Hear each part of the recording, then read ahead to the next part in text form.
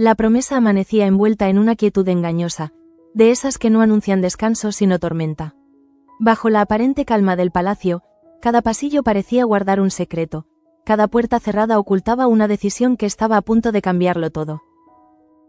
Era uno de esos días en los que nadie podía fingir normalidad, porque todos, de una u otra forma, sentían que algo estaba a punto de romperse. Leocadia llevaba horas recorriendo mentalmente la información que Jacobo le había revelado. No había sido una confesión directa, ni siquiera una advertencia explícita, pero bastó una insinuación bien colocada para que la verdad se desplegara ante ella con una claridad brutal. Cristóbal, el mayordomo impecable, el hombre que siempre había presumido de rectitud y discreción, mantenía una relación sentimental con Teresa. Una traición doble, al orden de la promesa y, sobre todo, a la confianza que ella había depositado en él durante años.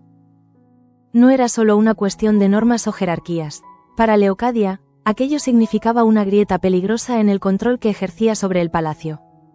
Cristóbal no era un simple empleado, era una pieza clave, un intermediario silencioso entre los señores y el servicio.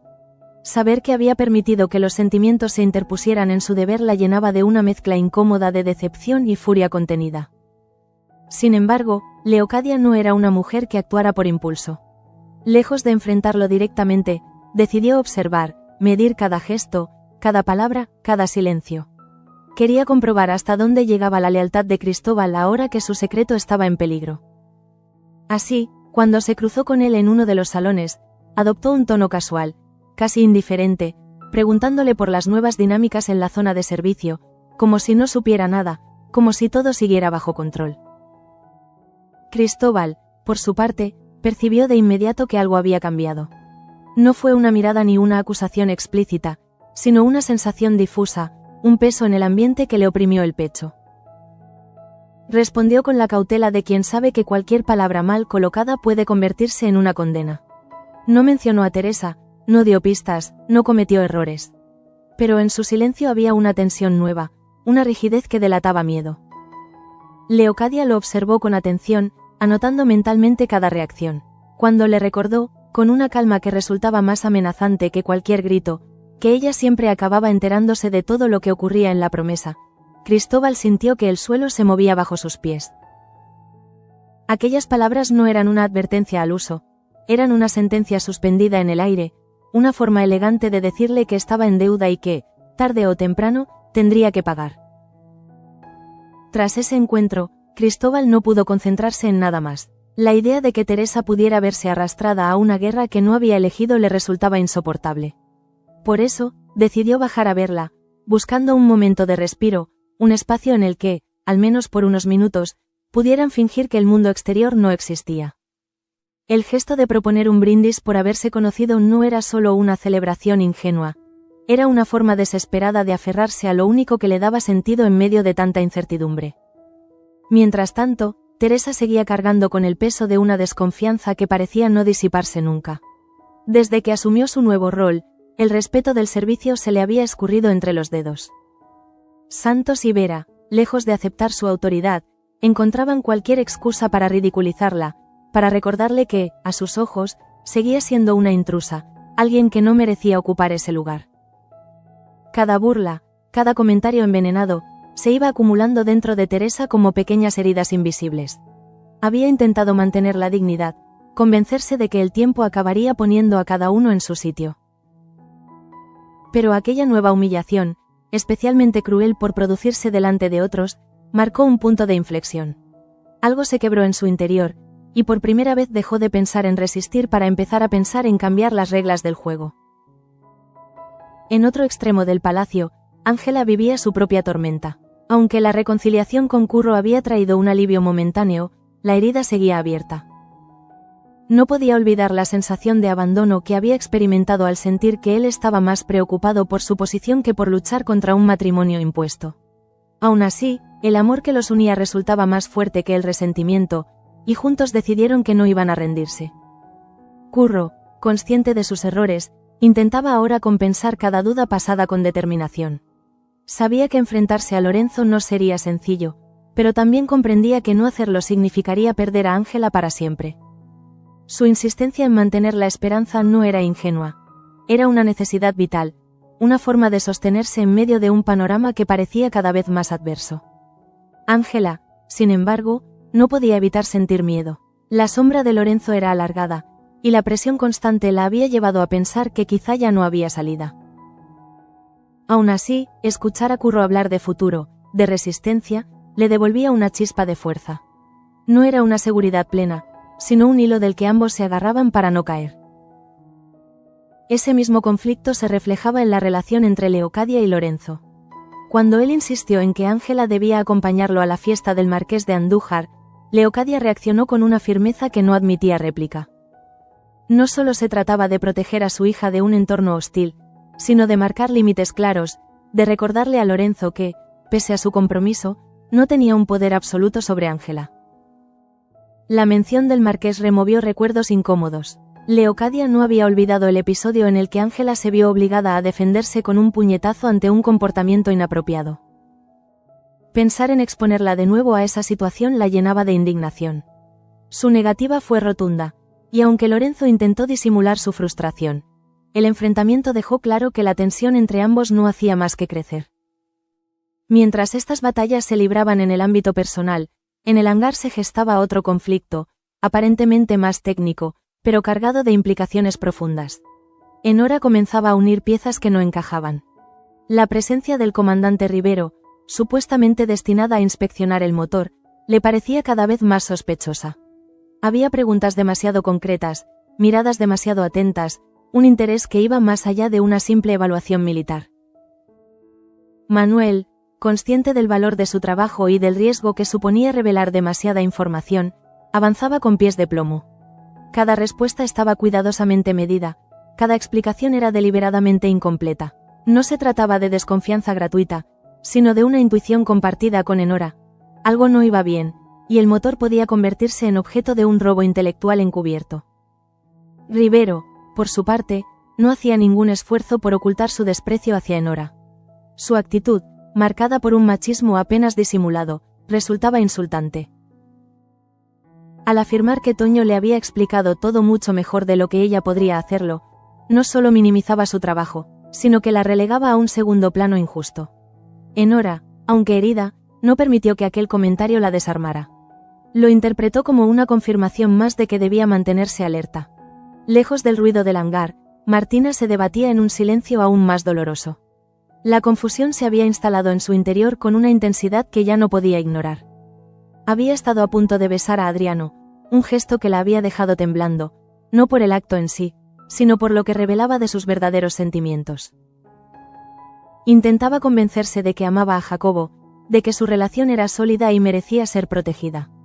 Pero cada vez que pensaba en Adriano, algo se agitaba en su pecho con una fuerza imposible de contener. No era una simple atracción pasajera, era una conexión profunda, peligrosa, que amenazaba con desbaratar todos los planes que había construido. Cuando volvió a encontrarse a solas con Adriano y le repitió que lo suyo era imposible, que lo mejor sería recuperar la amistad, lo hizo más por miedo que por convicción. Adriano, cansado de medias verdades, dejó claro que no estaba dispuesto a fingir. No quería ser su amigo, no podía conformarse con ocupar un lugar secundario en su vida. Aquella declaración, directa y sin adornos, obligó a Martina a enfrentarse a una verdad incómoda. Tarde o temprano tendría que elegir. Como si el destino se empeñara en presionarla, Jacobo anunció poco después que le había surgido un trabajo en el extranjero. La propuesta de marcharse juntos no era una simple invitación, era una encrucijada definitiva. Quedarse en la promesa significaba enfrentarse a sus sentimientos por Adriano. Marcharse implicaba apostar por una relación que, aunque segura, ya no estaba exenta de dudas. En paralelo, Carlo y María continuaban representando su particular comedia. Fingir una relación sentimental para poder anunciar el embarazo de la doncella se había convertido en una rutina incómoda, llena de silencios forzados y gestos calculados. Pedirle a Teresa que les permitiera trabajar juntos era una forma de reforzar esa fachada, de hacerla más creíble ante los ojos de todos. Samuel, observador y cada vez más inquieto, no podía evitar sospechar que aquella felicidad era una ilusión frágil. Conocía demasiado bien a María como para no percibir la tensión que la rodeaba. Esa inquietud se mezclaba, además, con su propio conflicto interno. El deseo de confesarle sus sentimientos crecía hasta convertirse en una obsesión que lo desbordaba. Cuando decidió compartir su dilema con Pia, lo hizo buscando consejo, quizá incluso una absolución. Pero la reacción de ella fue tajante. Declararle su amor a María le parecía una idea desastrosa, una imprudencia que podía arruinar varias vidas. Samuel escuchó, comprendió los argumentos, pero no logró calmar la tormenta que llevaba dentro. Sentía que, si no hablaba, terminaría perdiéndose a sí mismo. Así, el capítulo avanzaba entre amenazas silenciosas, decisiones postergadas y emociones al límite. Nada estaba resuelto, y sin embargo todo parecía encaminado hacia un punto de no retorno. En la promesa, cada personaje se movía en un tablero invisible, empujado por fuerzas que no siempre comprendía, pero de las que ya no podía escapar. Mientras tanto, Leocadia permanecía sola en uno de los salones más apartados del palacio, con la mirada fija en un punto impreciso, como si intentara ordenar en silencio todas las piezas que comenzaban a encajar de una forma inquietante. La traición de Cristóbal no era un episodio aislado, sino un síntoma claro de que la promesa ya no respondía con la misma docilidad de antes. Algo se estaba desmoronando, y ella lo sentía con la certeza incómoda de quien siempre ha sabido leer el peligro antes que los demás. No le dolía únicamente el engaño en sí, sino la osadía que implicaba. Cristóbal había creído posible ocultarle una relación sentimental, subestimando su capacidad para detectar cualquier desviación del orden que ella había impuesto durante años. Aquello no podía quedar impune, pero tampoco debía resolverse con precipitación. Leocadia sabía que el castigo más eficaz no siempre era el inmediato, sino aquel que se aplicaba en el momento justo, cuando el culpable se sentía seguro. Por eso decidió esperar, observar cómo Cristóbal se movía por el palacio con una prudencia forzada, cómo evitaba miradas y medía cada palabra, le confirmaba que el miedo ya había comenzado a hacer su trabajo. No necesitaba humillarlo aún, bastaba con recordarle, de forma sutil pero constante, que su poder seguía intacto y que ningún secreto sobrevivía demasiado tiempo bajo su vigilancia. Cristóbal, consciente de que caminaba sobre terreno inestable, intentaba mantener la compostura. Sin embargo, cada gesto cotidiano se había vuelto más pesado, más difícil de sostener. La idea de que Teresa pudiera convertirse en el blanco de la ira de Leocadia lo atormentaba, y esa angustia lo empujaba a buscarla con una urgencia que no podía disimular. Necesitaba verla, comprobar que aún estaban a salvo, aunque fuera por unas horas. Teresa, por su parte, recibía a Cristóbal con una mezcla de alivio y preocupación. En su interior se debatían dos fuerzas opuestas: el consuelo que encontraba en su presencia y el temor de que aquella relación terminara arrastrándolos a ambos a un abismo sin retorno. El brindis que compartieron no fue una celebración ligera, sino un acto cargado de una melancolía anticipada, como si ambos intuyeran que estaban disfrutando de un tiempo prestado. A esa sensación se sumaba el peso de la humillación reciente. Teresa no lograba apartar de su mente las risas de Santos y Vera, las miradas cargadas de desprecio que habían vuelto a recordarle lo frágil de su posición. Hasta ese momento había confiado en que la disciplina y el esfuerzo bastarían para ganarse el respeto del servicio, pero ahora empezaba a comprender que la hostilidad no era fruto de un malentendido, sino de una resistencia abierta a aceptar su autoridad. Esa comprensión marcó un antes y un después. Teresa ya no se veía a sí misma únicamente como una víctima de las circunstancias, sino como alguien que debía actuar para cambiar la percepción que los demás tenían de ella. La paciencia, pensó, había dejado de ser una virtud cuando se convertía en una excusa para seguir soportando abusos. Algo debía cambiar, y esa decisión, silenciosa pero firme, comenzaba a tomar forma en su interior. En paralelo, la relación entre Ángela y Curro avanzaba por un terreno igualmente delicado. La reconciliación había traído consigo una calma aparente, pero bajo ella persistían las inseguridades. Ángela no podía olvidar los momentos en los que se había sentido sola, atrapada entre un compromiso impuesto y la sensación de que Curro no estaba dispuesto a arriesgarlo todo por ella. Aunque ahora él se mostrara decidido, el miedo a volver a sentirse abandonada seguía presente. Curro, consciente de esa herida, trataba de demostrar con hechos lo que antes no había sabido expresar con claridad. Su determinación de acabar con Lorenzo no nacía solo del amor que sentía por Ángela, sino también de una necesidad profunda de redención. Sabía que había fallado, que había dudado cuando ella más lo necesitaba, y estaba dispuesto a enfrentarse a cualquier consecuencia con tal de no repetir ese error. La mención constante de Lorenzo se convertía en una sombra omnipresente. Para Ángela, su figura representaba una amenaza constante, no solo por la boda que se cernía sobre ella, sino por la sensación de estar atrapada en una vida que no había elegido. Cada intento de Lorenzo por imponer su voluntad reforzaba en ella el deseo de escapar, pero también el temor de que cualquier paso en falso tuviera consecuencias irreversibles.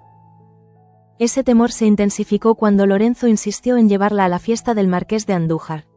El recuerdo de aquel episodio humillante seguía vivo en Ángela, como una herida que no había terminado de cerrar. Saber que Lorenzo no mostraba la menor consideración por ese pasado confirmaba lo poco que le importaban sus sentimientos. En ese contexto, la firme oposición de Leocadia fue para Ángela un alivio inesperado. Leocadia, al plantarse frente a Lorenzo, no solo protegía a su hija, sino que marcaba una línea clara en un juego de poder cada vez más peligroso. Su negativa no admitía discusión, y aunque Lorenzo trató de ocultar su irritación bajo una máscara de cortesía, el choque dejó al descubierto una tensión que amenazaba con estallar en cualquier momento.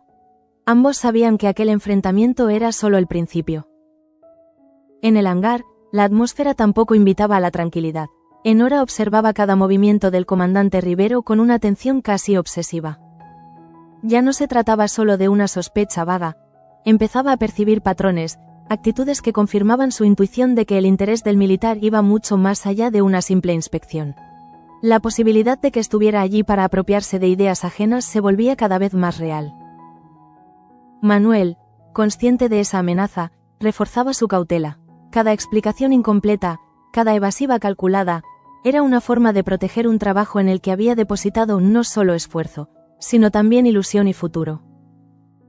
La tensión entre él y Rivero se hacía más evidente con cada intercambio, y aunque Manuel mantenía la compostura, sabía que estaba caminando por un terreno resbaladizo. La actitud de Rivero hacia Enora no hacía sino empeorar la situación. Su desprecio abierto, justificado bajo una falsa superioridad técnica, resultaba insultante y revelador. Para Enora, aquel menosprecio no era solo una cuestión personal, sino una señal clara de que el comandante no la consideraba un obstáculo real, lo que la hacía aún más peligrosa. Decidió entonces observar en silencio, reunir pruebas, prepararse para un enfrentamiento que parecía inevitable. Lejos del hangar, Martina vivía una angustia de otro tipo, más íntima pero no menos devastadora. La cercanía con Adriano había removido sentimientos que creía enterrados, y cada intento por negarlos solo lograba intensificarlos. La idea de recuperar una amistad neutral se desmoronaba ante la firmeza con la que Adriano rechazaba ese papel. La confesión de Adriano, tan directa como dolorosa, dejó a Martina sin defensas. No había reproches ni exigencias, solo una verdad desnuda que la obligaba a mirarse a sí misma sin excusas. Comprendió que su indecisión no solo la dañaba a ella, sino también a quienes la rodeaban. Permanecer en ese limbo era, en sí mismo, una forma de traición. La propuesta de Jacobo llegó en el peor momento posible. El trabajo en el extranjero, presentado como una oportunidad, se transformó en una presión insoportable. Aceptar significaba huir de un conflicto que no se atrevía a enfrentar. Rechazarlo suponía romper con una seguridad que había construido durante años. Martina se sintió atrapada entre dos vidas posibles, incapaz de vislumbrar un camino que no implicara dolor. Mientras tanto, Carlo y María continuaban sosteniendo una mentira que empezaba a resultar asfixiante. Fingir una relación ante todos, especialmente ante alguien tan observador como Samuel, requería un esfuerzo constante que los dejaba exhaustos. Cada gesto de complicidad forzada era un recordatorio de la fragilidad de su situación, y ambos sabían que bastaría un pequeño error para que todo se viniera abajo. Samuel, atrapado en su propio conflicto, observaba esa farsa con una mezcla de sospecha y sufrimiento. La duda sobre la autenticidad de la relación entre Carlo y María se mezclaba con el tormento de sus propios sentimientos, creando una tensión interna difícil de soportar. La conversación con Pía no había hecho más que confirmar que estaba ante una encrucijada moral de la que no veía salida. Sentía que callar era una forma de traicionarse, pero hablar podía provocar un daño irreparable. Esa lucha silenciosa comenzaba a afectar su comportamiento, su manera de relacionarse con los demás, su propia fe. Samuel ya no encontraba consuelo en el silencio, y esa inquietud lo empujaba lentamente hacia una decisión que podría cambiarlo todo. Así, el capítulo avanzaba cargado de presagios. Cada personaje se encontraba al borde de una elección crucial, atrapado entre el deseo y el deber, entre el miedo y la necesidad de actuar. En la promesa, el equilibrio era cada vez más frágil, y bastaba un solo movimiento en falso para desencadenar consecuencias imposibles de detener. Precisamente en ese instante en el que todos parecían moverse con cautela, como si el aire del palacio pudiera quebrarse con un gesto brusco, Leocadia comenzó a ejecutar su siguiente paso. No necesitaba pruebas visibles ni confesiones abiertas, la certeza que había adquirido era suficiente. Para ella, el conocimiento ya era poder, y el silencio, una forma de dominio aún más eficaz que la confrontación directa. Cristóbal lo percibió sin que nadie tuviera que decírselo. Cada vez que se cruzaban, sentía que Leocadia lo observaba con una atención distinta, más profunda, como si lo estuviera midiendo desde dentro. Aquella vigilancia silenciosa era, para él, más inquietante que una acusación frontal. Sabía que estaba siendo evaluado, y que cualquier error podría precipitar una caída de la que no habría retorno. Esa tensión se filtró inevitablemente en su relación con Teresa. Aunque intentaban mostrarse serenos el uno frente al otro, ambos eran conscientes de que algo se estaba gestando a su alrededor. Cristóbal, por primera vez, se permitió pensar en las consecuencias reales de su elección. No se trataba solo de perder su posición, sino de arrastrar consigo a la mujer que había devuelto sentido a una vida marcada por la disciplina y la renuncia. Teresa, que hasta entonces había intentado protegerlo minimizando el riesgo, comenzó a sentir un miedo más concreto. La hostilidad del servicio, lejos de disminuir, parecía intensificarse, como si Santos y Vera intuyeran que su autoridad estaba debilitada. Cada gesto de burla era un recordatorio de lo rápido que podía invertirse cualquier equilibrio dentro de la promesa. Sin embargo, ese mismo acoso fue despertando en Teresa una determinación nueva. Ya no se limitaba a soportar en silencio. Empezaba a observar, a analizar quiénes eran realmente sus enemigos y qué resortes podía accionar para dejar de ser el blanco fácil de todos. Comprendió que, si quería sobrevivir en ese entorno, debía dejar de pedir respeto y empezar a imponerlo. Mientras tanto, la figura de Lorenzo se hacía cada vez más opresiva para Ángela. La insistencia en llevarla a la fiesta del Marqués de Andújar no era un simple capricho social, sino una demostración de control. Lorenzo necesitaba exhibirla, reafirmar ante los demás que ella le pertenecía, ignorando deliberadamente el pasado humillante que había marcado a Ángela en ese mismo contexto. Leocadia, al enfrentarse a él, no solo actuó como madre, sino como estratega. Sabía que permitir esa salida sería una derrota simbólica, una concesión que Lorenzo interpretaría como debilidad. Por eso su negativa fue tan firme, tan innegociable. No se trataba de una discusión doméstica, sino de una advertencia clara. Había límites que él no podía cruzar sin pagar un precio. Lorenzo, acostumbrado a salirse con la suya, reaccionó con una calma forzada que apenas ocultaba su frustración. Aceptó la negativa, pero en su interior comenzó a germinar una rabia silenciosa. No estaba acostumbrado a que le cerraran puertas, y mucho menos a que alguien cuestionara su autoridad delante de Ángela. Ese desaire no quedaría sin respuesta, aunque todavía no supiera de qué forma devolver el golpe. Curro, ajeno a ese intercambio directo, sentía igualmente el peso de Lorenzo sobre cada decisión que tomaba. La determinación que mostraba ante Ángela contrastaba con la ansiedad que lo acompañaba cuando estaba solo. Sabía que enfrentarse a alguien como Lorenzo implicaba riesgos reales, y que cualquier paso en falso podía poner a Ángela en una situación aún más vulnerable. Aún así, estaba decidido a no retroceder. La información que Margarita le había revelado, especialmente la posible implicación del conde de Ayala, abría un escenario inquietante. El simple hecho de pensar que uno de los mayores villanos del pasado pudiera volver a entrar en juego lo obligaba a replantearse la magnitud de la amenaza. No se trataba solo de impedir una boda, sino de enfrentarse a una red de poder mucho más amplia y peligrosa.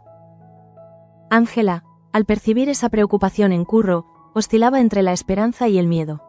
Deseaba creer que juntos podrían derribar a Lorenzo, pero la experiencia le había enseñado que la voluntad no siempre basta cuando se lucha contra estructuras tan sólidas.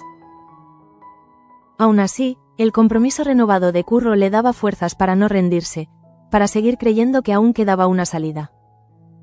En el hangar, la tensión alcanzaba un punto crítico. Enora, cada vez más convencida de las verdaderas intenciones de Rivero, comenzó a compartir sus sospechas con Manuel de manera más directa.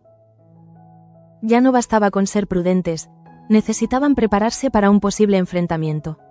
La idea de que el trabajo de ambos pudiera ser apropiado por el ejército sin reconocimiento alguno la llenaba de indignación. Manuel, aunque intentaba mantener la cabeza fría, sentía crecer una rabia difícil de contener. No solo estaba en juego su proyecto, sino el esfuerzo colectivo y la dignidad de quienes habían confiado en él. La actitud condescendiente de Rivero, especialmente hacia Enora, reforzaba la sensación de estar siendo subestimados deliberadamente. Rivero, por su parte, parecía disfrutar de esa posición de superioridad. Su desprecio hacia Enora no era casual, respondía a una visión en la que ella no encajaba como interlocutora válida. Esa subestimación, sin embargo, se convertiría en su mayor error, pues le impedía ver la determinación silenciosa que comenzaba a consolidarse frente a él. Lejos de estos conflictos abiertos, Martina se encontraba atrapada en una batalla interior cada vez más desgastante. La conversación con Adriano había dejado una huella profunda, no tanto por lo que él había dicho, sino por lo que ella ya no podía negar. La imposibilidad de volver a la amistad la obligaba a enfrentarse a una elección que llevaba demasiado tiempo posponiendo.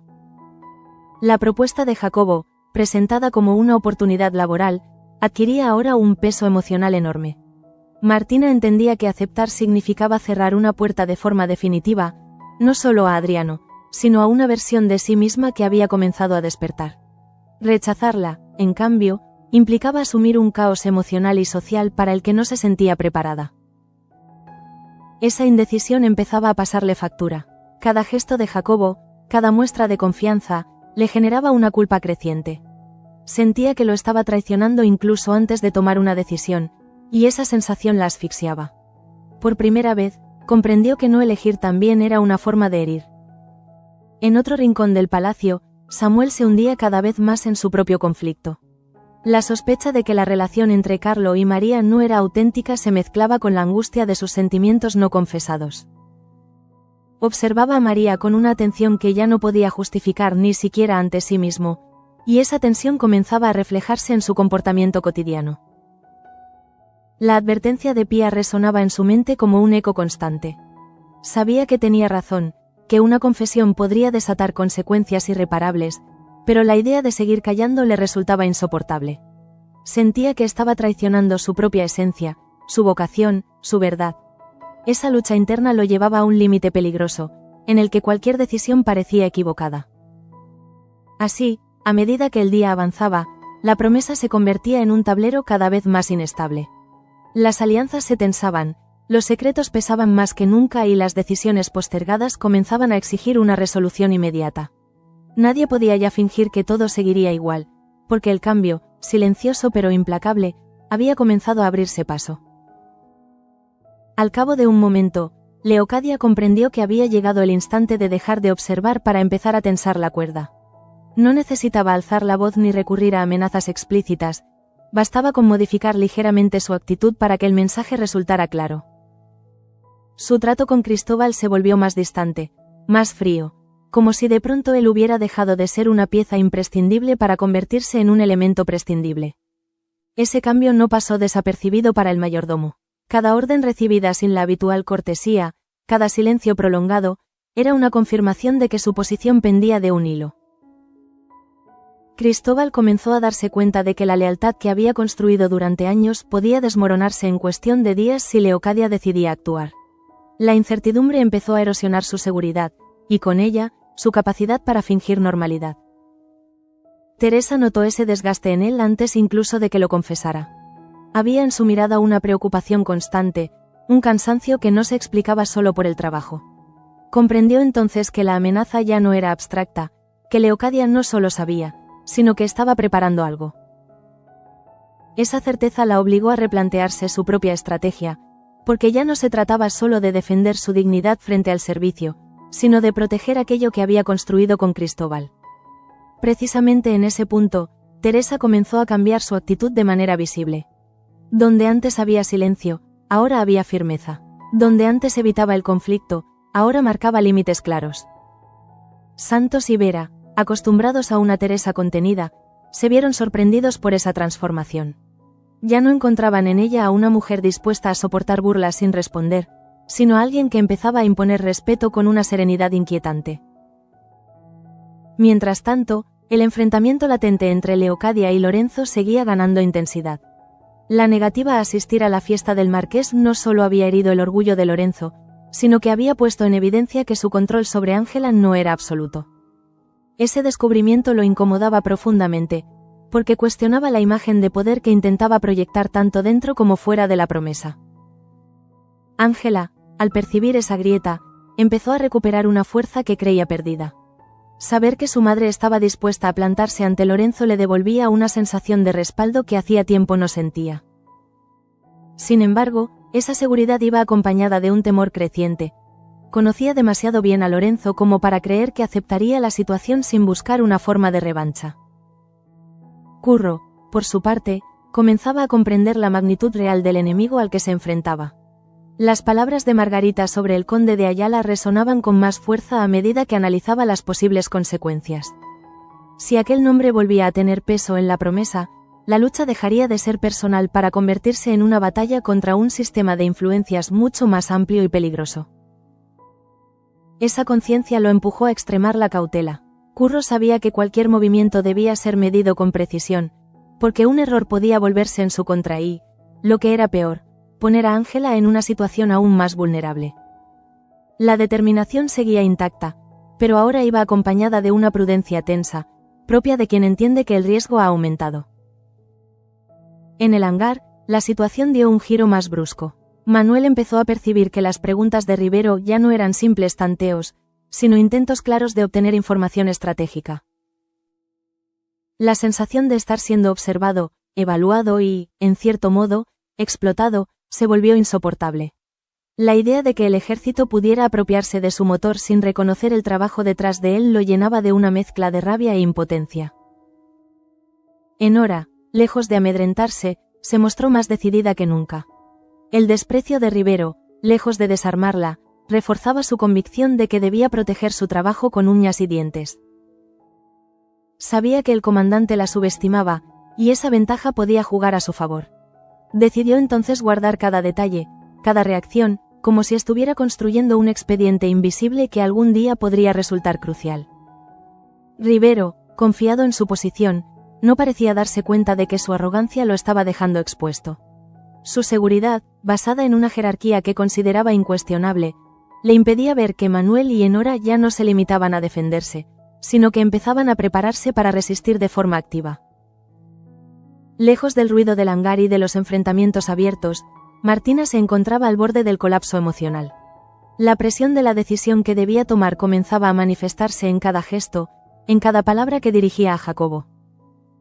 Él, ajeno a la tormenta interior de su prometida, hablaba del futuro con una naturalidad que a Martina le resultaba casi dolorosa. Cada mención al trabajo en el extranjero, a la vida que podrían construir juntos lejos de la promesa, era para ella un recordatorio de lo que estaba a punto de perder o de sacrificar. La figura de Adriano seguía presente, silenciosa pero constante, como una alternativa que no podía ignorar sin traicionarse a sí misma. Ese conflicto empezó a reflejarse en su comportamiento, despertando sospechas en quienes la rodeaban. Martina ya no lograba disimular su inquietud, y aunque intentaba convencerse de que aún tenía tiempo, en el fondo sabía que el reloj avanzaba sin piedad. No tomar una decisión pronto significaría perder el control de la situación. En otro rincón del palacio, Samuel vivía una evolución similar, aunque menos visible. La lucha entre su vocación y sus sentimientos se intensificaba, empujándolo a un estado de ansiedad constante. Cada encuentro con María se convertía en una prueba, en un ejercicio de contención que lo dejaba exhausto. La sospecha de que la relación entre María y Carlo no era real ya no era solo una intuición, empezaba a tomar forma como una certeza incómoda. Samuel se debatía entre el deber de mantenerse al margen y la necesidad casi física de decir la verdad, de romper un silencio que sentía cada vez más asfixiante. Así, el día avanzaba con una sensación generalizada de inminencia. Las tensiones acumuladas, las decisiones postergadas y los conflictos latentes convergían hacia un punto crítico. En la promesa, nadie podía ya fingir que el equilibrio se mantendría intacto, porque las fisuras eran demasiado profundas y el desenlace, cada vez más cercano. Unas horas más tarde, Leocadia decidió dar un paso que llevaba tiempo madurando. No buscó un enfrentamiento directo con Cristóbal, sino algo mucho más eficaz: alterar el orden de su mundo. Cambió rutinas, desplazó responsabilidades y lo dejó, poco a poco, aislado del centro de decisiones. Cada ajuste parecía insignificante, pero juntos formaban una advertencia clara de que su margen de error se había agotado. Cristóbal sintió ese desplazamiento como una condena silenciosa. El palacio, que durante años había sido su territorio, comenzó a resultarle ajeno. Entendió que Leocadia no necesitaba pruebas públicas ni escándalos, le bastaba con recordarle quién controlaba los hilos. Esa certeza lo empujó a una angustia que ya no podía ocultar ni siquiera ante Teresa. Cuando volvió a verla, intentó aferrarse a una calma que no tenía.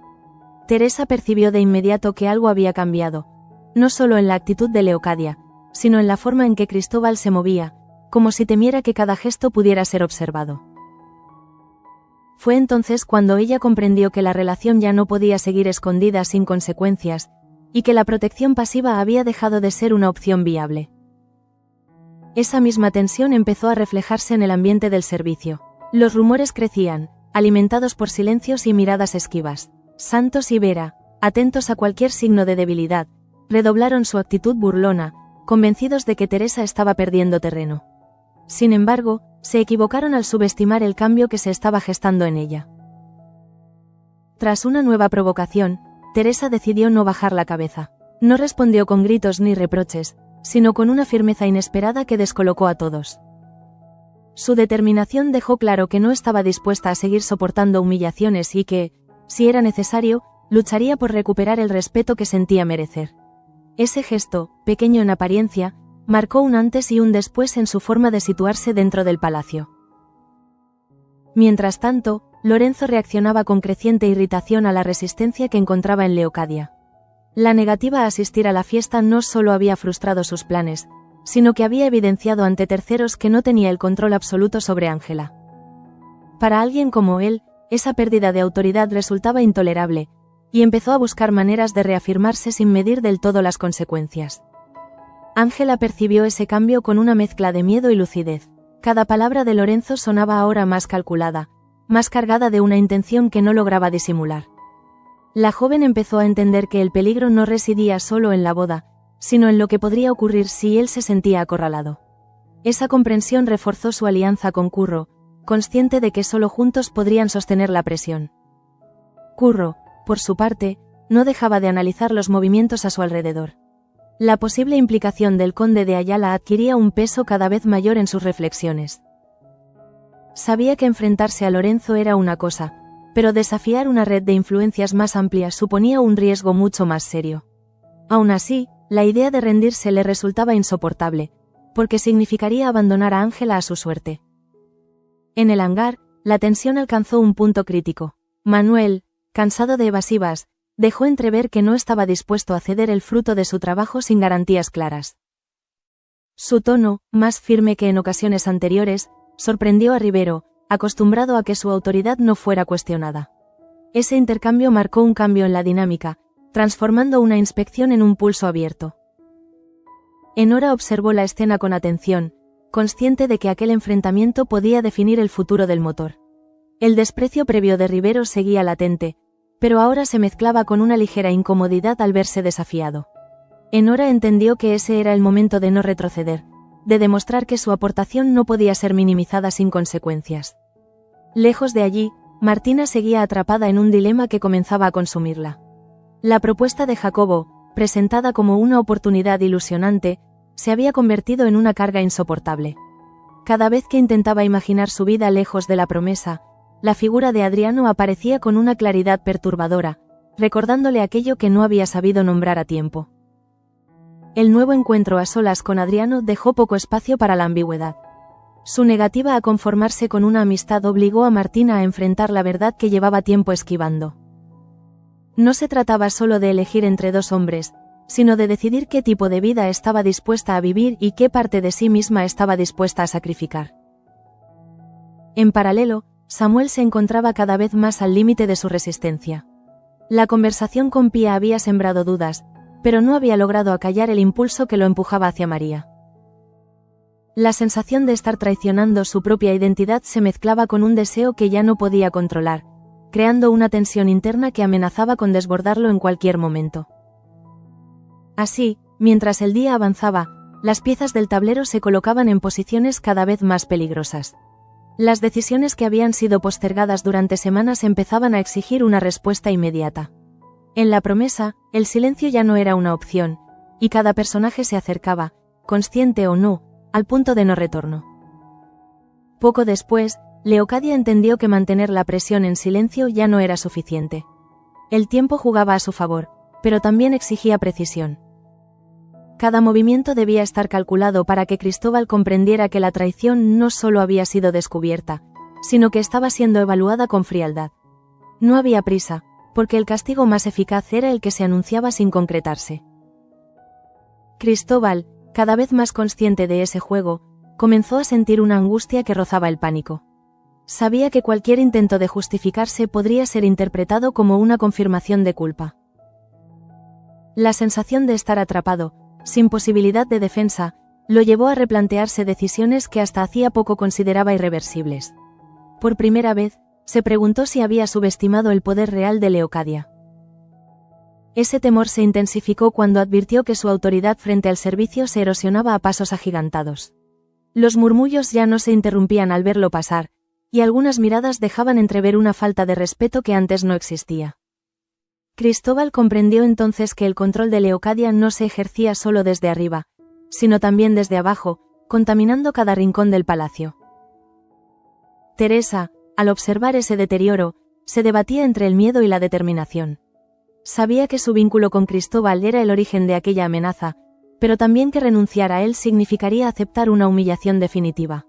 Esa contradicción la empujó a reafirmarse, a sostener la cabeza alta incluso cuando el entorno parecía volverse hostil.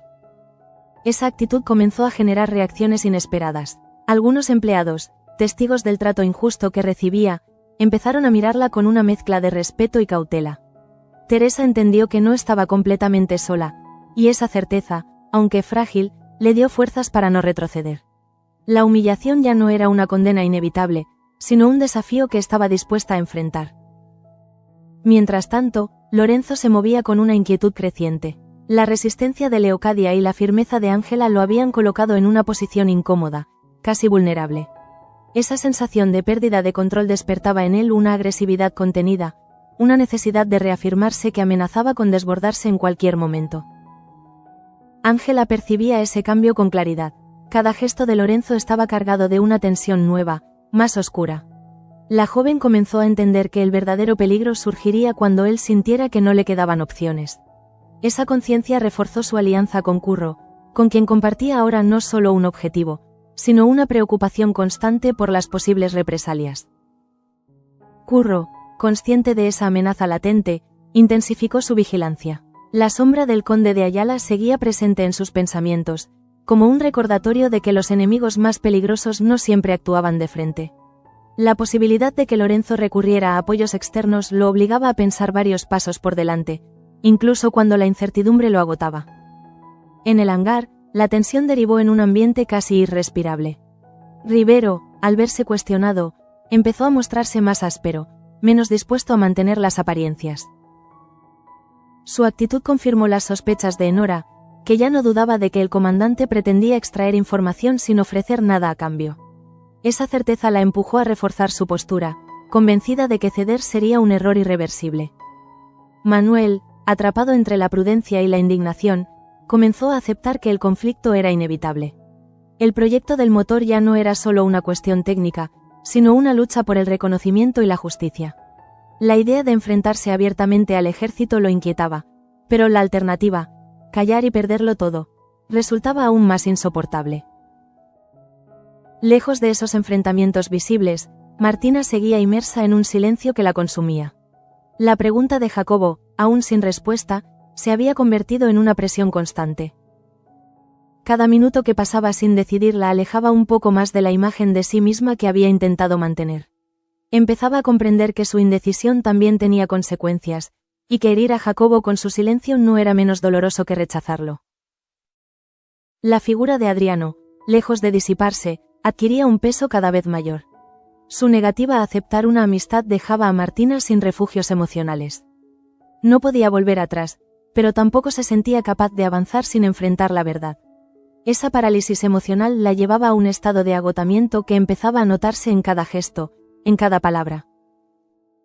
Samuel, por su parte, se encontraba al borde del colapso. El secreto que compartían Carlo y María, y la certeza de que aquella relación era una farsa, lo colocaban en una posición moralmente insostenible. La lucha entre su deber y su deseo se intensificaba hasta convertirse en una obsesión. Callar lo destruía, pero hablar podía arrasar con todo lo que lo rodeaba. Esa tensión interior lo empujó a aceptar una verdad incómoda. El silencio ya no era una opción viable. Aunque aún no supiera cómo ni cuándo, Samuel entendía que la confesión se estaba volviendo inevitable. La pregunta no era si hablaría, sino cuánto daño causaría cuando finalmente lo hiciera. Así, al final de ese tramo del día, la promesa se encontraba suspendida en una calma engañosa. Bajo la superficie, los conflictos se entrelazaban, las decisiones se acumulaban y el equilibrio se desmoronaba lentamente. Cada personaje avanzaba hacia un punto crítico, consciente de que el desenlace estaba cada vez más cerca y de que nada volvería a ser igual después. Precisamente en ese instante en el que el día parecía agotarse, Leocadia decidió dejar de insinuar para empezar a marcar territorio de forma definitiva. No hubo reproches abiertos ni acusaciones directas, pero su manera de dirigirse a Cristóbal cambió de forma irreparable. Cada palabra estaba medida, cada silencio cargado de un significado que el mayordomo comprendió demasiado bien. Ella ya había tomado una decisión.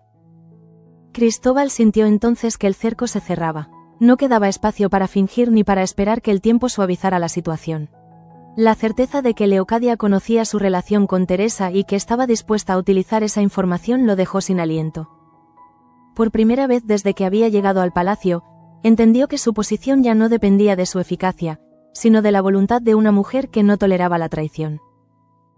Ese peso se hizo insoportable cuando bajó a ver a Teresa. El brindis que había propuesto horas antes adquiría ahora un tono amargo, casi desesperado. Ambos eran conscientes de que estaban celebrando algo frágil, amenazado desde todos los frentes. Teresa, sin embargo, se negó a dejarse vencer por el miedo. En su mirada había una determinación nueva, una decisión silenciosa de no permitir que otros dictaran su destino. Esa fortaleza, lejos de pasar desapercibida, comenzó a alterar el equilibrio en la zona de servicio. Santos y Vera, al percibir que Teresa ya no se doblegaba, empezaron a medir sus palabras con más cautela. No era respeto pleno, pero sí un primer indicio de que las humillaciones ya no serían gratuitas. Teresa comprendió entonces que el cambio no vendría de fuera, sino de su propia actitud. Mientras tanto, Lorenzo se movía con una inquietud peligrosa. La oposición de Leocadia y la resistencia de Ángela habían herido su orgullo de una manera que no estaba dispuesto a aceptar. Su aparente calma escondía una decisión latente. No pensaba ceder, y si debía forzar la situación para recuperar el control, lo haría sin dudarlo. Esa determinación oscura se convirtió en una amenaza silenciosa que flotaba sobre todos. Ángela, consciente de ese riesgo, se aferró a Curro con una mezcla de miedo y esperanza.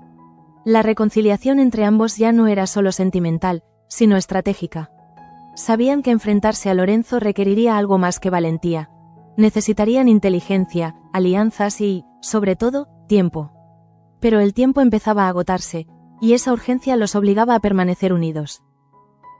Curro, marcado por la advertencia de Margarita, no podía dejar de pensar en el conde de Ayala. La posibilidad de que aquel nombre regresara al palacio transformaba el conflicto en algo mucho más grande. No se trataba solo de una boda forzada, sino de un entramado de poder que podía aplastar a cualquiera que se interpusiera en su camino. Aún así, Curro estaba decidido a no dar un paso atrás.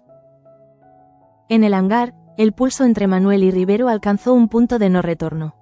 La actitud del comandante dejó claro que no pensaba reconocer el trabajo de Enora ni el esfuerzo colectivo detrás del motor. Esa certeza, lejos de amedrentar a Manuel, reforzó su convicción de que debía proteger el proyecto a cualquier precio. El conflicto con el ejército ya no era una posibilidad futura, sino una realidad inminente. Enora, por su parte, asumió que la subestimación de Rivero podía convertirse en su mayor ventaja. Su silencio ya no era prudencia, sino estrategia.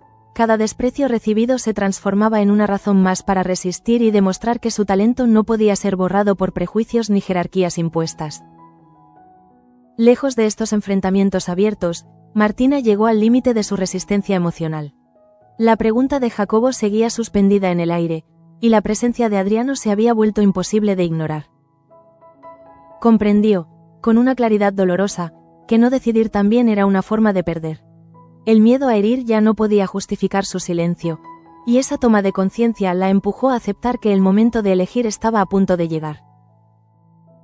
Samuel, igualmente, se encontró ante una verdad ineludible. El secreto que rodeaba a María y Carlo ya no podía seguir oculto sin destruirlo por dentro. La confesión que tanto temía comenzaba a perfilarse como una necesidad vital, aunque aún desconociera el alcance del daño que podía provocar. El sacerdote entendió que callar era traicionarse a sí mismo, y esa certeza lo dejó al borde de una decisión peligrosa. Así, el capítulo 762 de La promesa se cerró envuelto en una calma engañosa.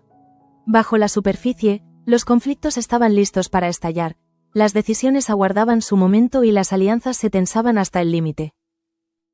Nada estaba resuelto, pero todo había cambiado. El palacio, testigo silencioso de tantas intrigas, parecía contener la respiración ante lo que estaba por venir, consciente de que el siguiente movimiento podría alterar definitivamente el destino de todos.